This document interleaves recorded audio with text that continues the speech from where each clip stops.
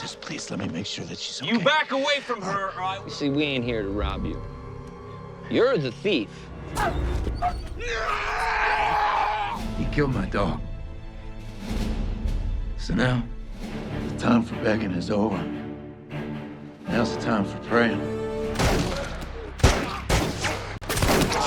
An Army veteran named Paul, who has had enough of violence and bloodshed, leaves everything he's ever known behind and starts traveling across the country with his dog Abby, guilt-ridden and ashamed to return to those he loved after everything he's done in the war. No longer able to face himself, Paul wanders further away, seemingly believing the more physical distance there is between him and the war zones, the easier it will be to rid himself of the haunting guilt. However, after months of traveling alone in the wilderness without any human contact, Paul is disappointed to realize that it's harder to destroy the nightmares in his head than it was his enemy in the field, and decides to leave the country and try his luck in a completely foreign environment with no reminders of his past. Hence, hoping to become a completely different and better version of himself, Paul promises Abby that he will never take another life, and with her by his side, he starts a new journey to Mexico through the desert of the Old West. After days of traveling, Paul sees a man crying out for help from a distance, takes a moment to consider his options, and, with Abby heading the way, reluctantly and cautiously approaches him to find out what is going on. Well, me and this mule here, we do the Lord's work. Feeling confident that his ploy has worked and Paul's guards are down, the priest pulls his gun out and points it at him. You're listening? No, Father. I don't believe I was. Clearly unaffected by the priest's threats, Paul whistles, subtly ordering Abby, who quickly jumps on the bandit and attacks him aggressively, while Paul calmly jumps down from his horse and holds the priest at gunpoint with his own gut. Now I'm willing to make you a trade. I want you to stay right here till you learn to respect your animal. Seems like a fair trade to me. Ignoring the priest's outrage and resistance, Paul then takes his whiskey and pours it on his wounds before giving him a final warning. You give this mule a little rest, he'll get you there just fine. After traveling a few more miles under the scorching sun and giving the last few drops of water from the priest's canteen to Abby, Paul takes a moment to pause and consider his journey ahead. He then talks through his plans with Abby, who's become his best friend and only companion in his brutal journey. It's a straight shot right through that town.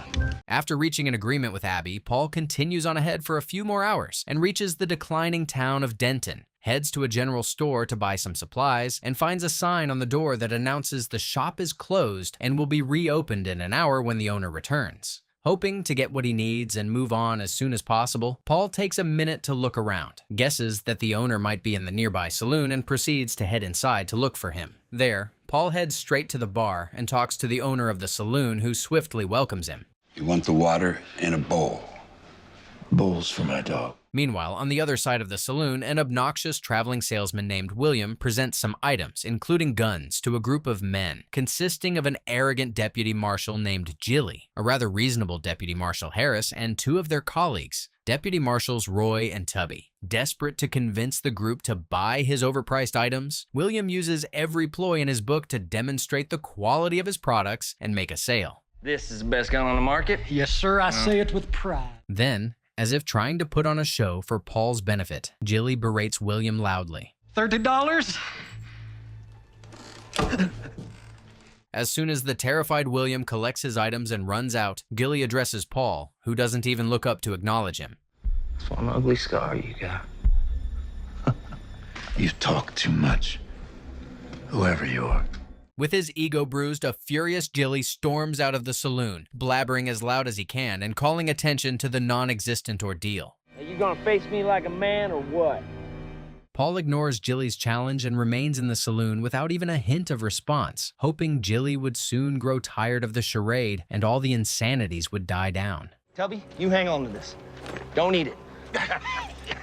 All of a sudden, sensing the brewing hostilities, Abby starts barking and inadvertently calls Jilly's attention towards her. Now wait, just a minute. Despite restraining himself in hopes of diffusing the situation, Paul can no longer sit by and watch as Jilly approaches Abby. And having no other option than to defend his best friend, he storms out of the saloon to put an end to the ordeal once and for all, and to the horror of the arrogant officer and everyone else watching on from their respective corners, takes him down with a single punch.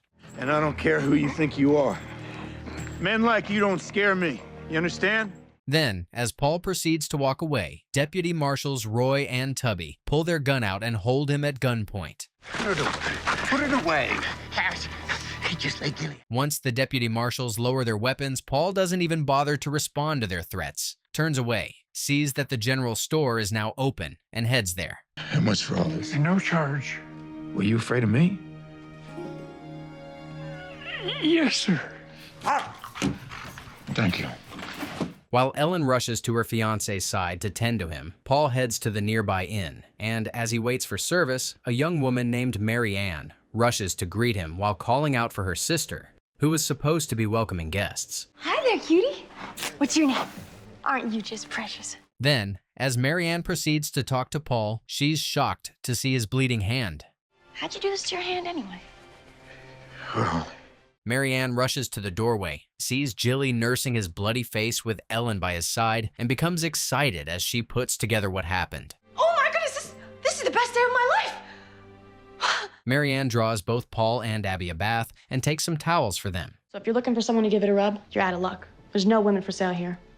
A few minutes later, while Mary Ann prepares to make some coffee for her guest, a furious Ellen rushes in, demanding to know where Paul is. I don't want to hear none of this. Did you see what he did to Gilly?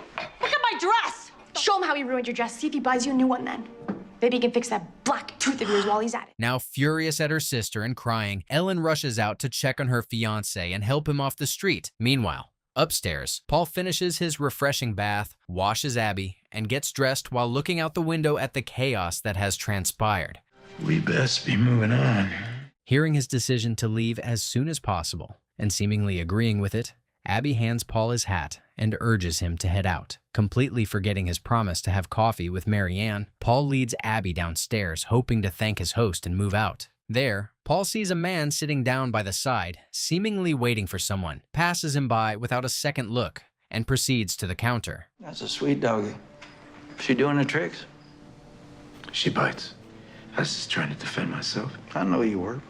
Nobody dare tell me that because it's my son. Unwilling to explain himself or his decisions to anyone, Paul assures the marshal that he's just passing through the town, gets up, and proceeds to leave with Abby in tow until the marshal calls after him, and his deputy marshals suddenly appear in the doorway blocking his path.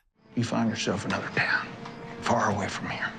After staring Paul down for a few minutes, as if to show him that he's a man of his word and that none of his threats are empty, the marshal makes an announcement to his men. And I have a feeling neither of us want the extra attention, am I right? Glad that the ordeal is over, Paul quietly heads out to his horse, and as he prepares to leave, Mary Ann runs after him. You can fold it or rip off Ellen's part if you don't want to look at her.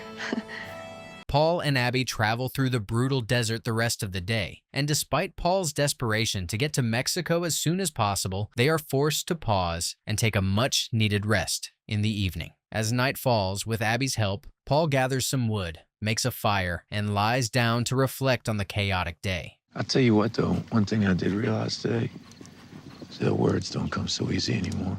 A few minutes later, as the duo lies down, fearing Abby will be too cold, Paul advises her to wear her blanket. Abby quickly goes to the edge of her blanket, rolls inside it, completely covers herself, and falls asleep next to Paul. A few hours later, in the dead of night, while an exhausted Paul and Abby sleep around the dying fire, Abby is suddenly awakened by some movement and noise coming from the nearby bushes and moves towards it to find out the source.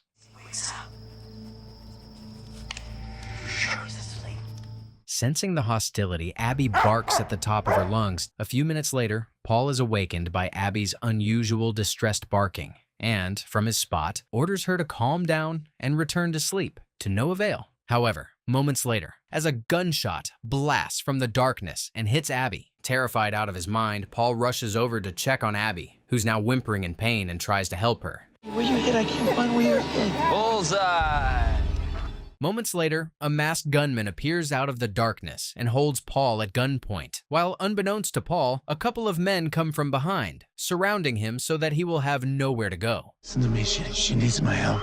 Okay, just... Then, To Paul's shock, the man takes off his mask and reveals himself to be Deputy Marshal Gilly. Back up. Despite being the one holding the gun on Paul, Harris boldly shakes his head no. Please leave us alone. Please. How many?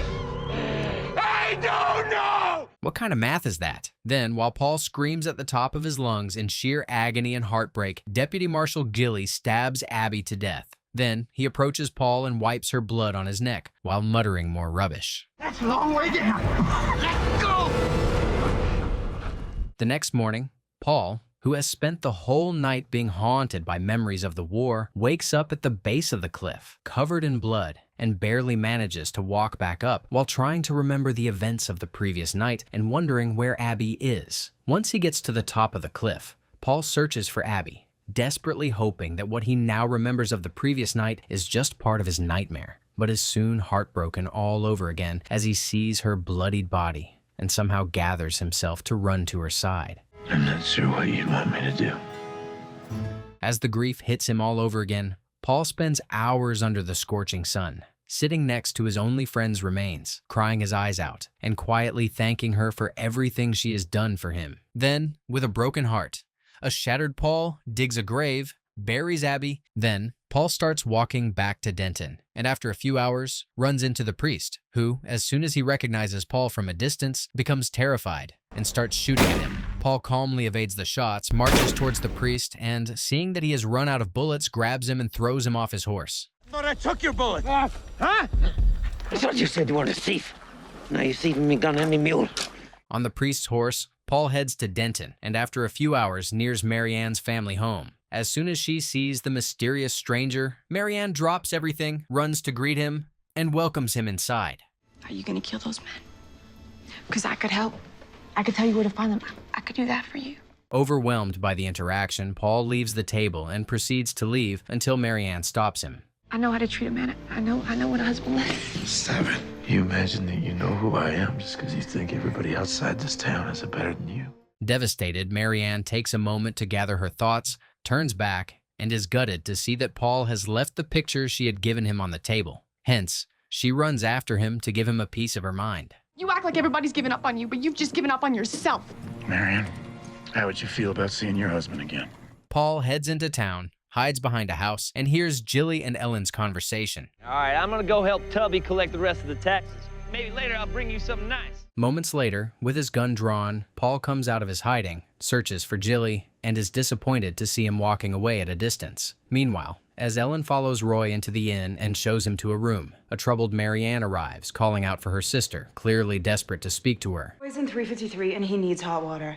Go warm him up, and then we can talk about whatever nonsense. As ordered, Marianne takes the hot water and shaving kit to Roy's room and finds him in the bathtub. No shave today. I think I'll keep the beer.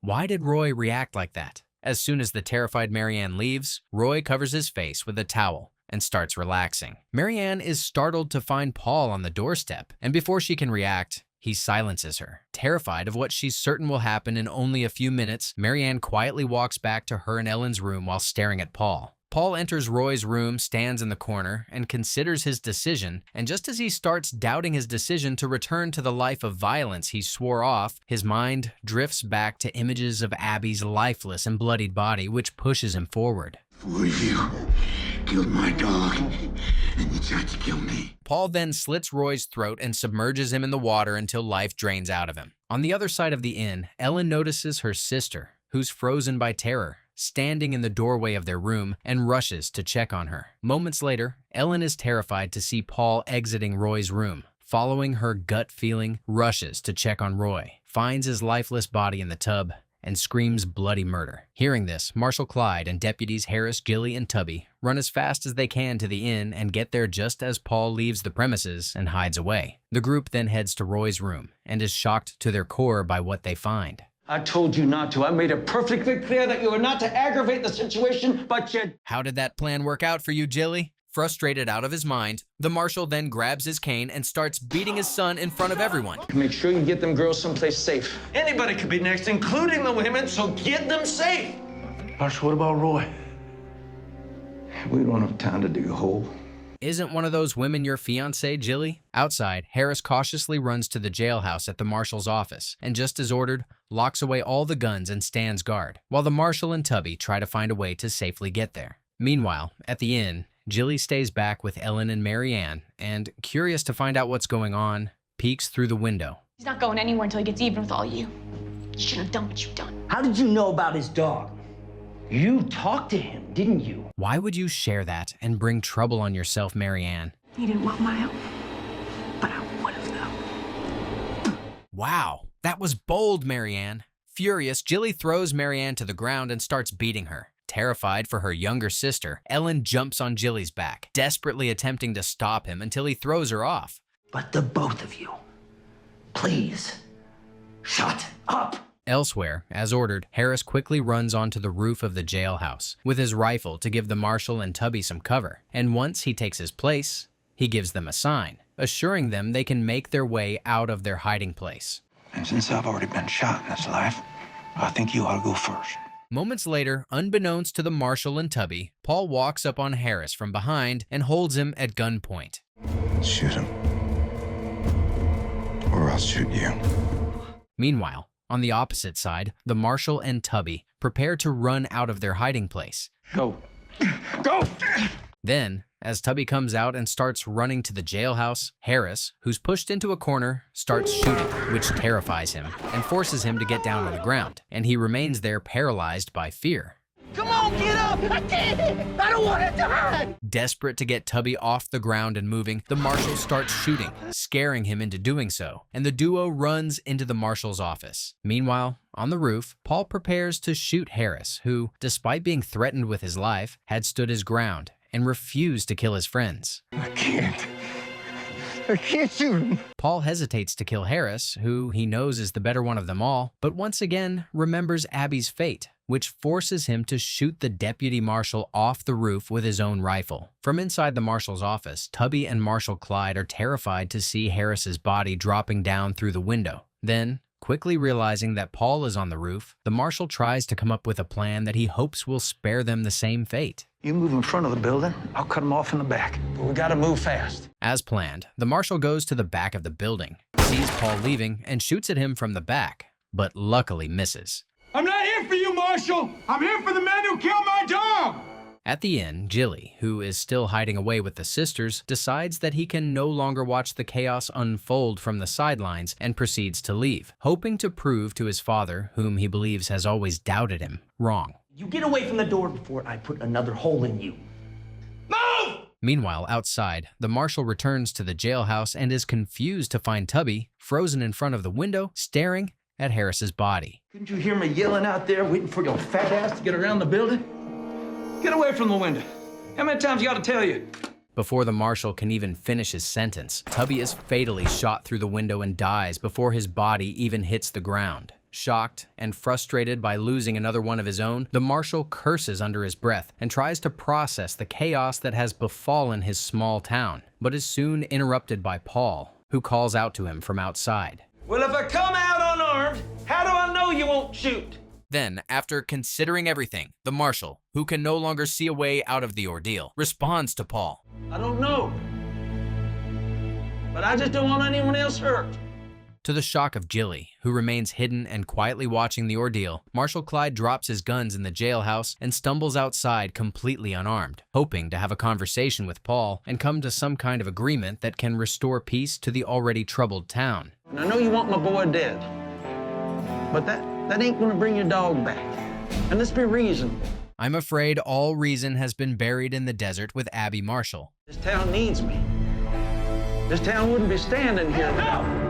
I said I got him. You get out of the way. Now stand back, Gilly. Then, completely ignoring the marshal's desperate pleas to calm down so that they can all somehow sort out their problems and come to an agreement without further bloodshed, Polly and Jilly start shooting at each other as if forgetting that the marshal is standing unarmed in between them and fatally wound him. As the marshal drops to the ground, Paul, who is injured and out of ammunition, rushes off to the nearby stable to find some respite. Now alone, seemingly awakening from his raging and murderous days, Jilly sees his father gasping for air, becomes terrified, and rushes to his side. Then, Gilly holds his father's hand, but before he can say anything, the marshal takes his last breath. Anyone who helps that man is as good as dead! While the terrified locals watch on from their respective homes, Gilly proceeds to search for Paul while muttering threats. Meanwhile, at the stable, Paul takes a moment to nurse his wounds, is soon shocked to see his horse there, and wonders how it got there. A few minutes later, Gilly walks into the stable, certain that Paul is hiding inside, and calls out to him. But before he can progress any further, Paul expertly slips a noose over Gilly's head and attempts to hang him,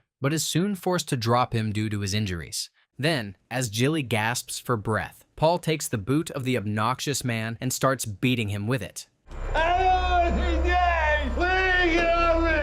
As Paul continues to beat him, a desperate and bloodied Gilly begs him to spare his life. After brutally beating him for a few minutes, Paul, who's also suffering from his injuries, falls over and slowly crawls away from Gilly, hoping to get a moment of respite. A few minutes later, Gilly manages to get up and, as if he wasn't just begging Paul for mercy, pulls his knife out while smirking at the thought of killing his already injured enemy. But before Gilly gets to live that fantasy, to Paul's shock, Marianne shows up out of nowhere and fatally shoots him for Paul's sake and for the sake of everyone who's been living under his terrifying shadow. Utterly grateful for her intervention, Paul hugs Marianne, and the duo sits there holding on to each other for a few minutes. Meanwhile, from the other side of town, the priest arrives in Denton, immediately notices an ominous silence, progresses in wondering what's going on, and is shocked out of his mind to see some locals paying their respect to the marshal's corpse sprawled in the middle of the road. Moments later, Paul and Mary Allen run into the confused priest, who trembles in fear at the sight of the man who had shown him what he's capable of on a couple of occasions. You ought to stick around a while this time, Father. We could all use a little saving. With everyone who had participated in Abby's murder now gone, Paul enters the inn with the girl who had rescued his life, wondering if he should give her a chance and start his life over with her elsewhere, away from bloodshed and violence, hoping one day he may forgive himself and find peace.